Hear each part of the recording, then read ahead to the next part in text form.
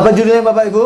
Gereja masuk ruang maha kudus. Mari kita lihat Ibrani 10 ayat 1. Di dalam hukum Taurat hanya terdapat bayangan saja dari keselamatan yang akan datang, dan bukan hakikat dari keselamatan itu sendiri. Karena itu dengan korban yang sama yang setiap tahun terus menerus dipersembahkan, hukum Taurat tidak mungkin menyempurnakan mereka yang mengambil bagian di dalamnya. Nah, ini sebenarnya terlihat dalam perjanjian lama, Bapak Ibu. Kenapa terlihat pada perjanjian lama? Karena perjanjian lama itu dasarnya Taurat sejak dari Gunung Sinai. Itulah sebabnya mereka terus mengadakan korban persembahan. Tapi bagi kita hari ini, korban kita hanya satu, namanya Yesus. Sekali untuk selamanya, Yesus telah menguduskan dan menyempurnakan kita. Dalam Ibrani jelas dikatakan. Nah, karena itulah, karena perjanjian lama bayangan, maka orang perjanjian lama, orang Israel, pada saat mereka berjalan di padang gurun, mereka melihat simbol-simbol, mereka melihat bayangan-bayangan, dan semua bayangan ini nanti akan tergenapi dalam Yesus. Seperti pada saat Musa memukul gunung batu, ya, dengan tongkat. Ketika dipukul, keluar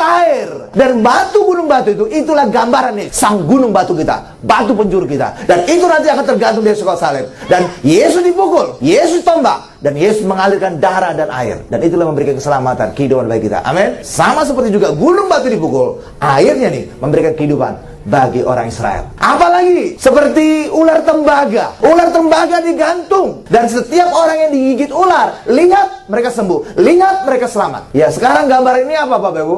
Nah, itulah apotik.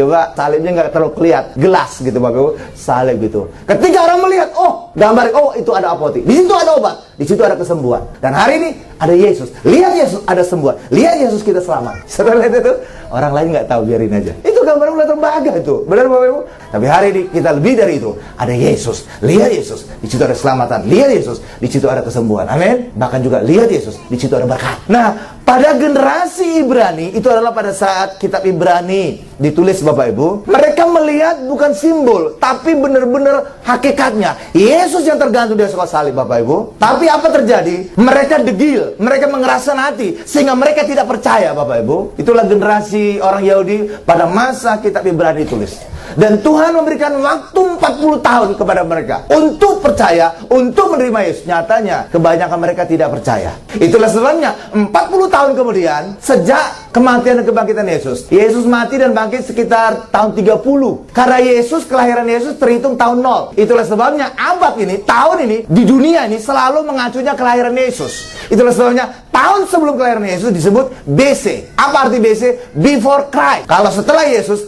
artinya AC. Apa itu AC?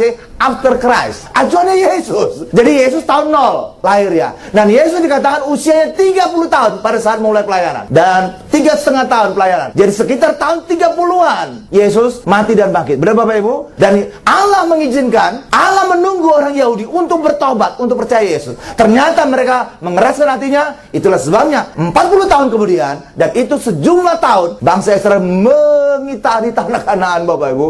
40 tahun kemudian Allah kemudian berkata, cukup waktunya. Maka tahun 70 datang orang Romawi menghanguskan seluruh Yerusalem, termasuk juga Bait Allah. Kenapa? Waktunya sudah selesai. Dan itulah menjadi awal orang Yahudi terdiaspora ke seluruh dunia. Tahun 70. Pada saat itu orang Yahudi dibunuh, dibakar, Yerusalem hancur, Bait Allah juga dihancurkan. Kenapa? Mereka tetap mengeraskan hati. Dan itu diizinkan Allah. Kenapa Bait Allah diizinkan Allah dihancurkan? Karena Bait Allah sebenarnya telah datang, Yesus Kristus. Itulah sebabnya Bait Allah buatan tangan manusia tidak lagi berlaku. Karena Bait Allah sesungguhnya, nama Yesus, telah hadir menggantikan Bait Allah yang buatan tangan manusia. Itulah sebabnya Allah mengizinkan Bait Allah ini dihancurkan. Amin. Karena Bait Allah sebenarnya Yesus, dan kemudian menjadi kita. Kenapa kita menjadi Bait Allah? Karena Yesus tinggal di dalam kita. Roh Tuhan ada tinggal dalam kita. Kita tempat tinggalnya, kita baitnya. Kita Bait Allah Kudus, hidup berkemenangan. Amin. Berikan dulu kemuliaan luar biasa bagi Tuhan Yesus Bapak Ibu.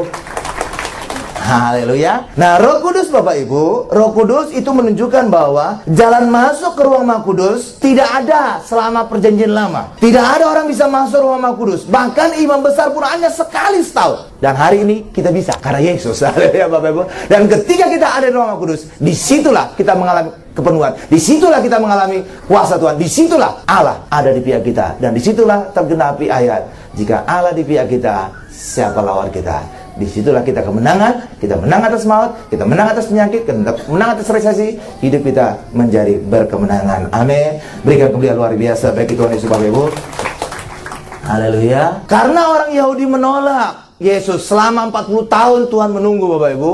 Apa akibatnya? Ya, mereka teraniaya. Sebenarnya Yesus tahu orang Yahudi itu akan mengalami aniaya. Kenapa Yesus tahu bahwa orang Yahudi akan teraniaya? Saudara tahu kenapa? Karena Yesus lahirnya sebagai orang Yahudi. Bahkan juga ketika Yesus berdialog dengan seorang wanita di sebuah sumur, Yesus berkata bahwa keselamatan hanya datang dari orang Yahudi. Itulah sebabnya iblis sangat benci kepada orang Yahudi. Kenapa? Jangan sampai keselamatan ini tersebar ke seluruh dunia. Itulah sebabnya iblis selama berabad-abad berupaya menghapuskan orang Yahudi dari dunia ini, dari peta dunia ini. Bahkan ada ucapan pemimpin di Timur Tengah sana berkata, kita hapuskan peta Israel dari dunia ini. Saudara tahu lah itu siapa itu orangnya. Kenapa? Agar keselamatan tidak tersebar ke seluruh dunia. Ya, itulah sebabnya Yesus sangat rindu untuk mengumpulkan orang Yahudi, untuk ada di bawah kepak sayap, sampai Yesus menangisi mereka kedegilan hatinya. Coba kita lihat Matius 3 ayat 37. Yerusalem, Yerusalem, engkau yang membunuh nabi-nabi dan melempari dengan batu orang-orang yang diutus kepadamu. Berkali-kali aku rindu mengumpulkan anak-anakmu, sama seperti induk ayam mengumpulkan anak-anaknya di bawah sayapnya, tetapi kamu tidak mau. Karena apa Yesus rindu demikian? Kenapa Yesus menangisi? Karena Yesus tahu orang Yahudi akan mengalami aniaya selama berabad-abad. Karena apa? Karena iblis benci kepada orang Yahudi, karena keselamatan berasal dari mereka. Jangan sampai keselamatan itu tersebar ke seluruh dunia. Itulah sebabnya iblis berusaha. Dan tempat di mana Yesus menangis ini ada sebuah gereja, ya, di Israel sana. Namanya Gereja Dominus Flevit. Dalam bahasa Latin artinya Tuhan menangis. Itulah sebabnya Yesus menangisi, karena Yesus tahu orang Yahudi akan teraniaya, dan benar-benar teraniaya selama berabad-abad. Dan puncaknya adalah pada saat Hitler, yang kumisnya cuma gini aja, Bapak Ibu. Walaupun tampangnya lucu, imut, ya Bapak Ibu, tapi ganas banget. Sehingga apa? 6 juta orang Yahudi mati di kamar gas. Dan peringatan kematian 6 juta ini dibuat suatu tugu atau monumen di Israel sana, namanya Yad Vashem. Dan biasanya kalau orang ke Israel pasti diajak ke tempat itu, melihat betapa orang Yahudi teraniaya. Itu pada perang dunia, Bapak Ibu. Sebenarnya mereka nggak ikut perang dunia, tapi mengalami kematian paling banyak. Itulah. Ya, kenapa? Karena di balik itu ada iblis yang sangat benci kepada orang Yahudi. Jangan sampai keselamatan tersebar ke seluruh dunia. Itulah sebabnya harus dibinasakan, harus dihapuskan. Tapi niat iblis tidak terjadi. Kenapa? Orang Israel justru berkembang menjadi luar biasa. Amin. Haleluya. Berikan dulu kemuliaan luar biasa bagi Tuhan Yesus.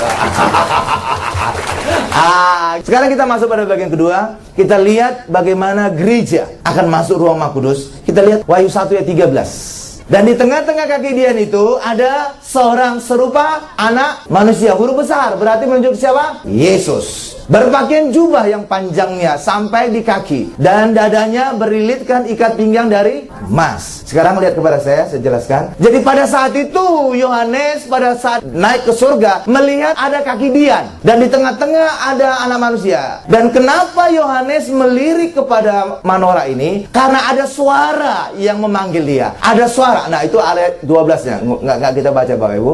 Dia menoleh inilah. Dia melihat menorah ini. Kalau dia menoleh, berarti sebelumnya dia menghadap sesuatu. Apa yang di depan dari menorah ini? Itulah meja roti sajian. Dan kalau berbicara menorah dan roti sajian, ini ada di mana? Ruang kudus di Bait Allah. Satu lagi ada namanya komponennya, perabotannya, itulah namanya mesbadupa. Inilah perabotan yang ada di ruang kudus. Jadi menorah di seberangnya atau di depannya ada ya meja roti sajian. Ini gambaran perjamuan kudus, dan ini ada mesbadupa. Nah, Yohanes ada di mana? Yohanes ada di antaranya. Nah, saya ambil minjamlah minyak urapan inilah. Nah, Yohanes ada di antara ini, antara menorah dan meja roti sajian. Ketika dia mendengar suara, ayat 12, dengar suara, maka dia menoleh ke arah menorah. Berarti sebelumnya dia mengarah meja roti sajian. Ya, ngapain di situ? Mungkin makan perjamuan kudus. Karena meja roti sajian ini gambaran perjamuan kudus. Dan Yesus berkata, ini perjamuan kudus, roti untuk anak-anak, roti untuk kesembuhan. Dan itu pada saat seorang wanita Kanaan datang kepada Yesus untuk minta kesembuhan dari putrinya yang kerasukan setan menderita. Lalu Yesus berkata, tidak pantas memberikan roti anak-anak kepada, maaf kata, anjing, dogi, gitu Bapak Ibu. Iya, itu kata Yesus. Kenapa? Karena orang non-Yahudi dianggap kafir, setingkat dengan dogi, anjing Bapak Ibu.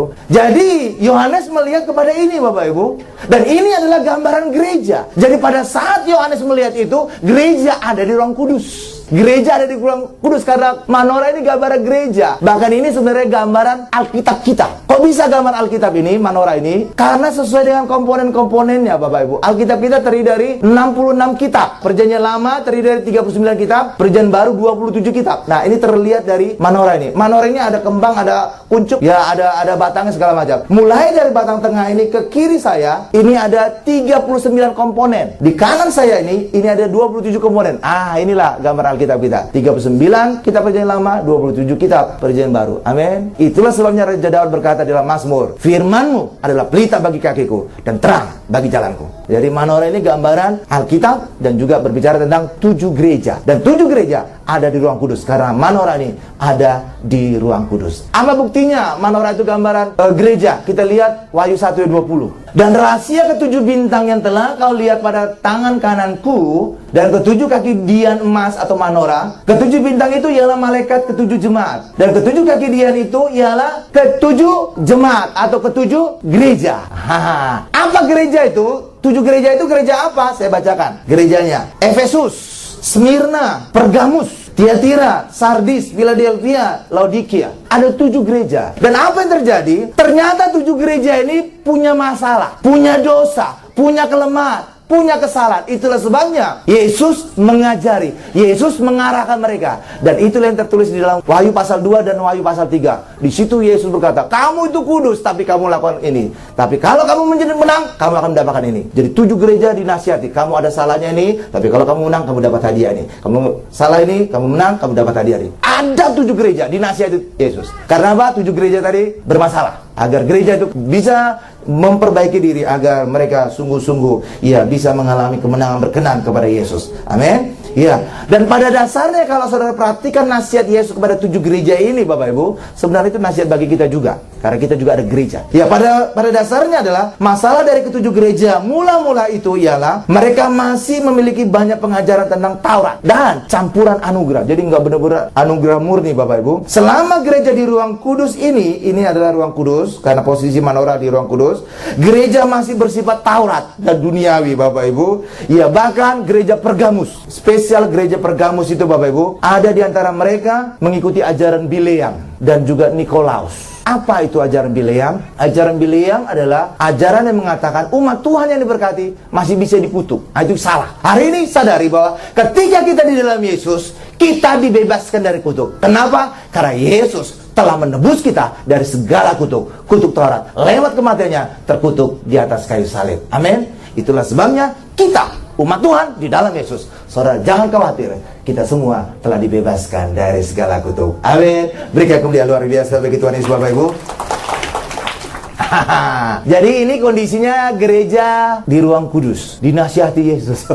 Ya, dinasihati. Saudara lihat nanti nasihatnya di Wahyu pasal 2 dan juga lanjut Wahyu pasal 3. Amin. Ada 7 gereja dinasihati. Ada salahnya. Semua ada salahnya dan semua juga ada janji-janji Tuhan. Setelah Yesus menasihati gereja ini Bapak Ibu, Yesus kemudian menyuruh Yohanes untuk naik. Naik kemana? Ruang Maha Kudus. Karena disinilah ada tata Allah. Disinilah Allah bertata. Dan itulah yang dilihat oleh Yohanes. Ketika dia naik masuk ruang Maha Kudus, langsung dia melihat, oh ada tata dan ada seorang yang duduk di atasnya. Mana ayatnya? Kita masuk pada bagian ketiga, Wahyu 4 ayat 1 sampai dengan 2. Kemudian daripada itu, aku melihat sesungguhnya sebuah pintu terbuka di sorga. Dan suara yang dahulu yang telah kudengar berkata kepada aku seperti bunyi sangkakala. Katanya, naiklah kemari dan aku akan menunjukkan kepadamu apa yang harus terjadi sesudah ini. Segera aku dikuasai oleh Roh. Dan lihatlah sebuah takhta terdiri di sorga. Dan di takhta itu duduk seorang. Huruf besar. Siapa nih? Allah. Jadi Yohanes tidak tinggal di ruang kudus bersama dengan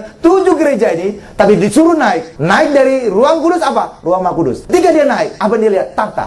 Dan memang ruang Maha Kudus ada tata Allah. Dan ada duduk di situ. Siapa? itu Allah. Dan inilah program Yesus bagi kita. Saudara tidak tinggal di ruang kudus, tapi tinggal hari ini kita di ruang Maha Kudus. Disitulah tempat kita. Disitulah nanti kita akan bertata. Disitulah nanti kita duduk bersama-sama dengan Tuhan Yesus di tata Allah. Amin. Berikan kemuliaan luar biasa bagi Tuhan Yesus, Bapak Ibu.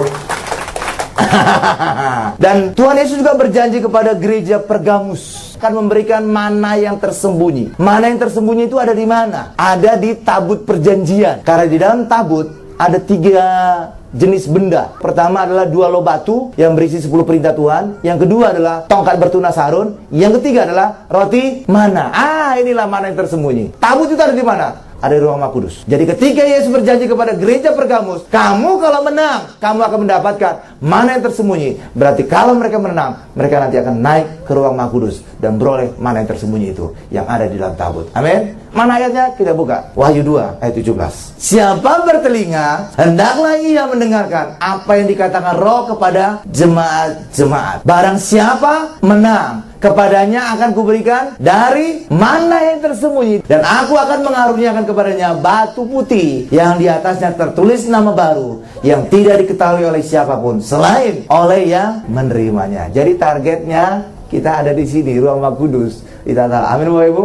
Bagi kita juga makan mana yang tersembunyi. Amin. Tetapi kenyataannya Bapak Ibu, gereja-gereja kebanyakan masih di ruang kudus ini. Ya, itu seperti gambaran orang Israel juga. Ketika keluar dari Mesir, mereka berputar-putar di padang gurun selama 40 tahun. Dan gereja selama 2000 tahun berputar-putar di ruang kudus ini. Kenapa orang Israel berputar-putar selama 40 tahun di padang gurun? Karena mereka tidak punya iman. Pada saat Musa mengutus 12 pengintai, 10 orang pulang membawa berita busuk, kata Alkitab, Bapak Ibu. Ya, mereka berkata, waduh, tanah Kanan memang subur, tapi di situ banyak raksasa dan kita seperti belalang. Waduh, kita habis dimakan. Inilah orang yang tidak beriman. Itulah 10 orang itu. Dan saudara tahu, 10 orang yang tidak beriman mati pada hari itu juga. Bukan hanya itu juga, lewat ucapan mereka, orang-orang Israel sangat percaya kepada ucapannya. Dan akibatnya Allah berkata, setiap orang yang lahir di Mesir tidak boleh masuk tanah Kanan. Kenapa? Mereka tidak punya iman. Itulah sebabnya selama 40 tahun mereka berputar-putar dan mati satu demi satu orang yang tidak percaya ini. Hanya 2 yang bisa masuk yang lahir di Mesir, Yosua dan Kaleb. Karena mereka punya iman. Hal yang sama juga bagi kita. Ketika kita punya iman, saudara tidak lagi berputar-putar di ruang kudus, tapi saudara naik pangkat, saudara naik tingkat, saudara masuk, kita semua masuk di ruang Maha Kudus ini. Disinilah kita nanti akan duduk ditata bersama-sama dengan Tuhan Yesus. Amin. Berikan kemuliaan luar biasa bagi Tuhan Yesus, Bapak Ibu. Haleluya. Ya, kenapa sih orang Kristen berputar-putar di sini? Karena mereka tidak punya iman bahwa Yesus sebenarnya telah menyelesaikan semuanya. Di atas kayu salib, Yesus sebenarnya bukan hanya menyelesaikan dosa kita, tapi perasaan berdosa kita juga dihilangkan. Perasaan berdosa itu seringkali masih terhinggap kepada kita, Bapak Ibu. Misalkan saudara melakukan kesalahan kepada orang lain itu sudah mengampuni saudara, tapi perasaan berdosa itu ada, masih ada melekat. Dan itulah terjadi secara kerohanian juga. Saudara telah diampuni dosa saudara oleh Yesus. Benar. Bahkan Allah berkata, aku sudah lupa dosa-dosa. Tetapi seringkali orang Kristen masih merasa, aku ini berdosa, aku ini berdosa, aku ini berdosa.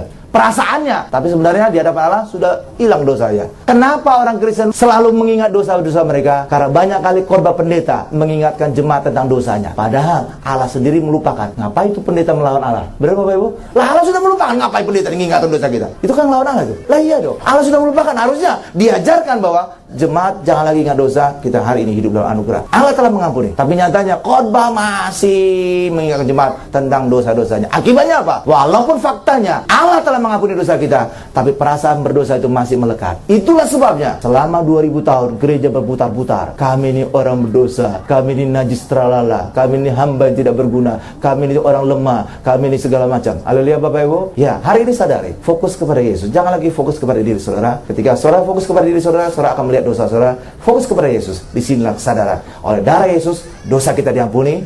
Ketika saudara akan dosa kita diampuni, secara nurani, maka saudara mantap melangkah ke ruang Maha Kudus. Disinilah kita, tujuan akhir kita, bersama-sama duduk di tata Allah, memerintah Allah di bawah kita. Siapapun lawan kita bisa kita kalahkan maut bisa kita kalahkan, penyakit bisa kita kalahkan, resesi bisa kita kalahkan. Itulah sebabnya hari ini kita duduk di tahta Allah, kita punya iman, dosa kita telah dihapuskan, maka hidup kita ada Roh Maha Kudus untuk kita mengalami kemenangan demi kemenangan bersama dengan Tuhan Yesus. Berikan kemuliaan, paling dahsyat, luar biasa, paling lama bagi Tuhan Yesus. Kita tundukkan kepala kita.